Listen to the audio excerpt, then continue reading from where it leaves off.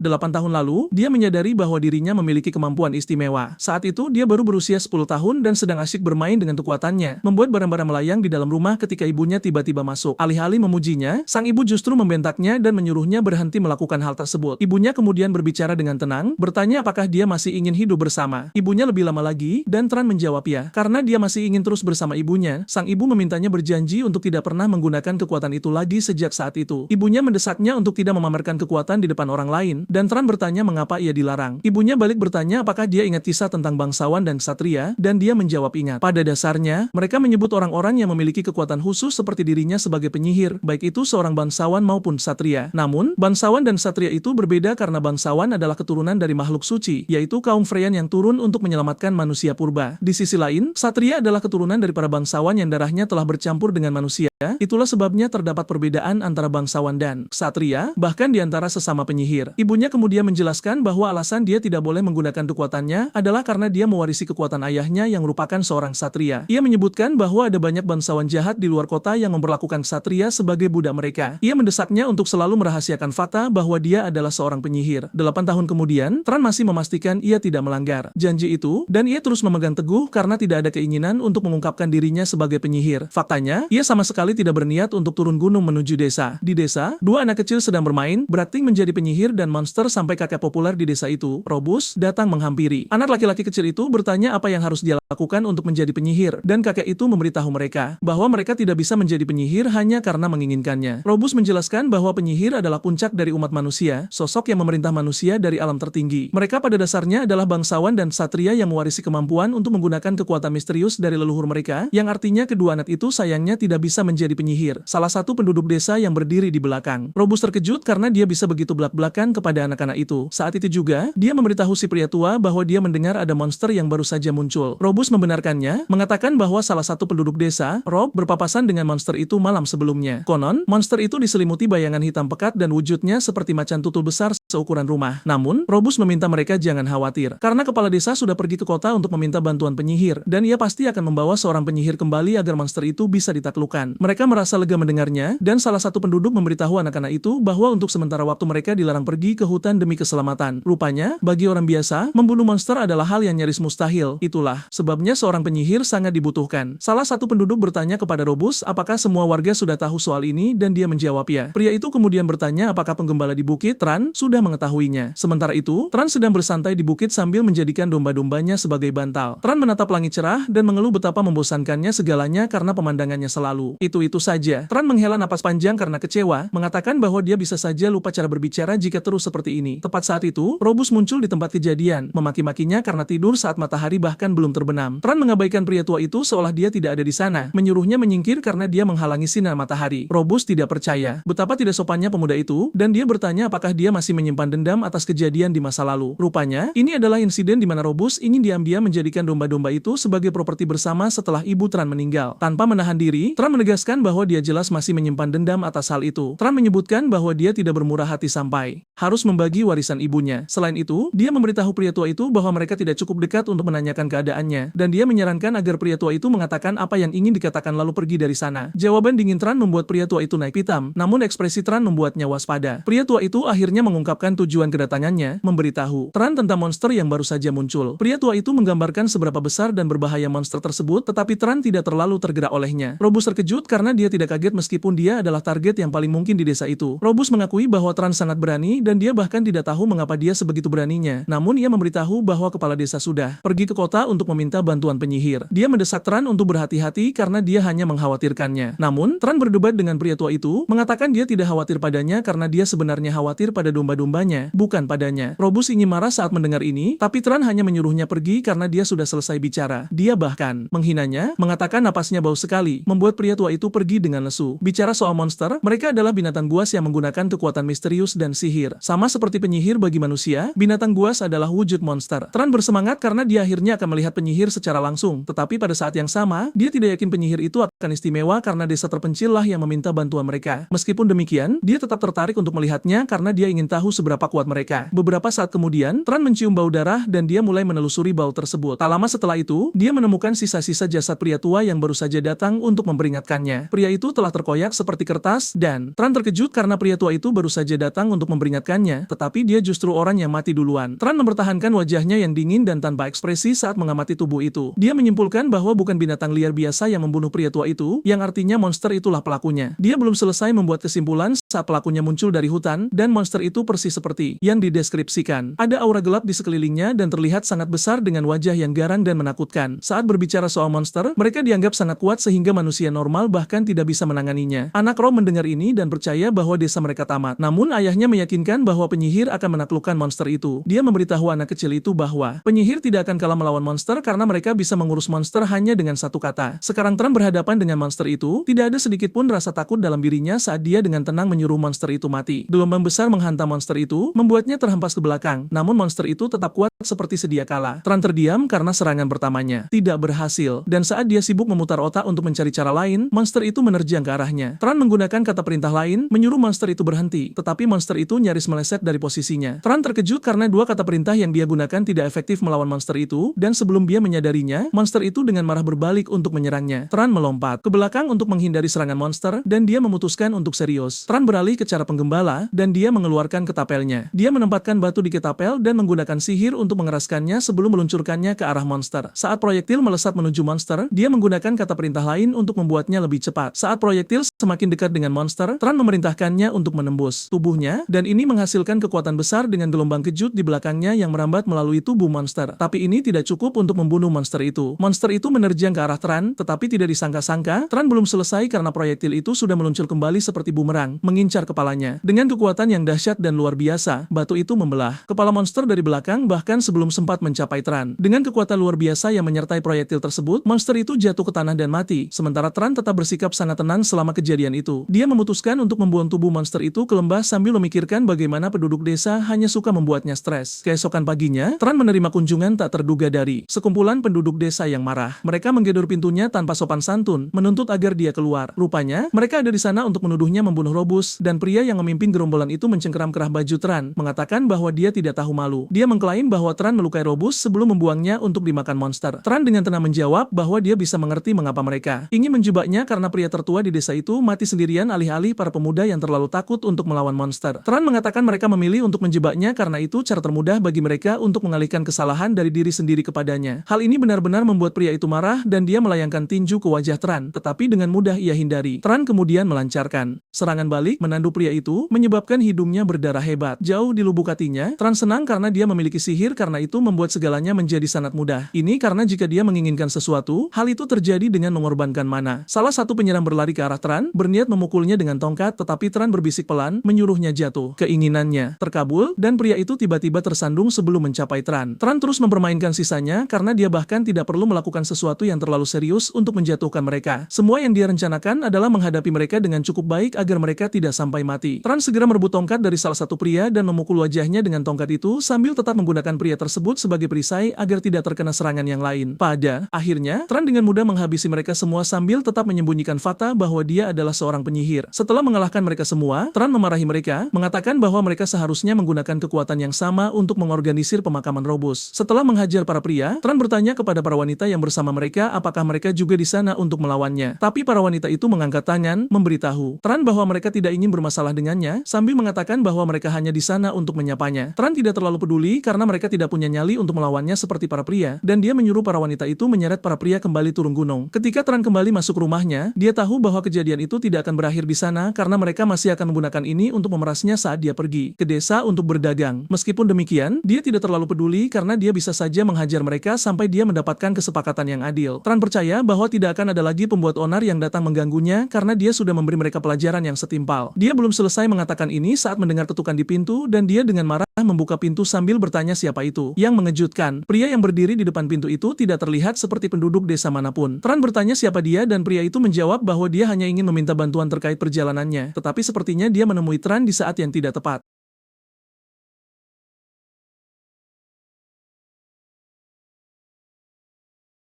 Dengan cara yang benar karena dia tidak pernah berbicara dengan penduduk desa, meskipun ibunya selalu mengajarinya tentang tata krama. Berusaha keras untuk memperbaiki keadaan, Tran memberitahu pria asing itu bahwa dia bebas untuk masuk jika dia mencari penginapan. Tak lama setelah ini, Tran menyiapkan apa yang bisa dianggap sebagai pesta bahwa dia tidak benar-benar berbicara dengan penduduk desa karena dia lahir dan besar di bukit. Faktanya, dia telah hidup sebagai penggembala seumur hidupnya, dan dia memberitahu pria asing itu bahwa aneh bagi kota kecil tersebut untuk mendapatkan wisatawan. Mengejutkannya, pria itu memujinya, memberitahu bahwa dia memiliki tata krama yang baik untuk seseorang yang tumbuh sendirian sebagai penggembala. Tran mengungkapkan bahwa dia belajar dari ibunya, tetapi dia menyebutkan bahwa ibunya telah meninggal karena sakit. Pria asing itu membuat tanda keagamaan sambil meyakinkan Tran bahwa ibunya ada di surga karena dia telah membesarkan putra yang baik. Setelah mereka selesai berbicara, keduanya terlibat dalam percakapan normal dan Tran bertanya apa yang membawanya jauh-jauh ke kota pedesaan itu. Pria asing itu menyebutkan bahwa dia sedang dalam kontrak. Karena seseorang memintanya untuk mengurus monster di desa tersebut, akhirnya mengungkapkan bahwa dia adalah seorang penyihir. Tran terkejut mendengar ini dan dia menyimpulkan bahwa pria itu adalah penyihir yang dia bicarakan. Penyihir itu kemudian memberitahu Tran bahwa dia punya pertanyaan untuknya dan Tran memberitahu bahwa dia bebas untuk bertanya. Penyihir itu menyebutkan bahwa dia sebenarnya bisa merasakan monster, tetapi dia tidak bisa melihatnya. Dan lebih aneh lagi bahwa Tran sangat tenang mengenai seluruh situasi meskipun dia tahu apa yang terjadi. Penyihir itu menyebutkan bahwa Tran adalah target ideal bagi monster tersebut, tetapi dia tidak terlihat takut. Penyihir itu memberitahu Tran bahwa dia sebenarnya terlihat sangat berani untuk ukuran penggembala yang belum pernah meninggalkan desa. Dan dengan suara yang tenang dan serius, penyihir itu bertanya kepada Tran siapa dirinya. Penyihir itu menjatuhkan bom pada Tran, bertanya apakah dia seorang penyihir. Dan ini segera membuat Tran masuk ke mode kendali kerusakan. Dalam kilas balik, dia pernah bertanya kepada ibunya apa yang akan terjadi jika ada orang yang tahu bahwa dia adalah seorang penyihir. Ibunya menjelaskan kepadanya bahwa ada bangsawan jahat yang menggunakan penggembala seperti mereka sebagai analogi. Dia memberitahu bahwa jika bangsawan adalah penggembala seperti mereka, maka satria adalah seperti anjing yang dipelihara bangsawan. Dia memberitahu bahwa mereka mungkin memperlakukannya dengan kasih sayang seperti keluarga, tetapi mereka juga bisa mengorbankannya jika perlu. Ibunya memberitahu bahwa dia tidak menginginkan kehidupan seperti ini untuknya dan dia menegaskan kembali fakta bahwa tidak seorang pun boleh tahu bahwa dia adalah seorang penyihir, terutama penyihir lain. Dia memberitahu bahwa jika mereka tahu, mereka akan mengambilnya darinya dan mengubahnya menjadi anjing penggembala mereka untuk dibuang kapan saja. Ibunya memberitahu bahwa untuk mencegah orang mengetahui bahwa dia adalah seorang penyihir, dia mungkin benar-benar harus membunuh orang. Dan sekarang di masa kini, Tran sudah mempertimbangkan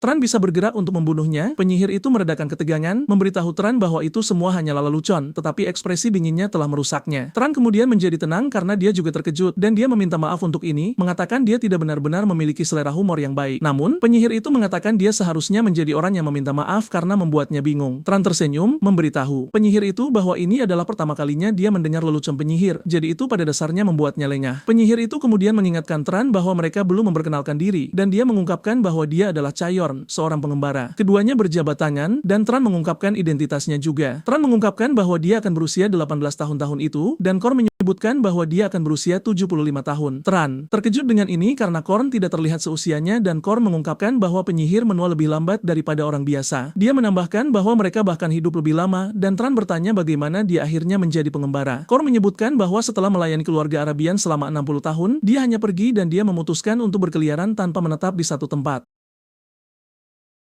Terlibat dalam percakapan yang mendalam, membuatnya terkejut bahwa dia bisa benar-benar senyaman itu dengan orang asing. Menyadari bahwa hari sudah mulai larut, Korn memberitahu Tran bahwa sudah waktunya dia pergi.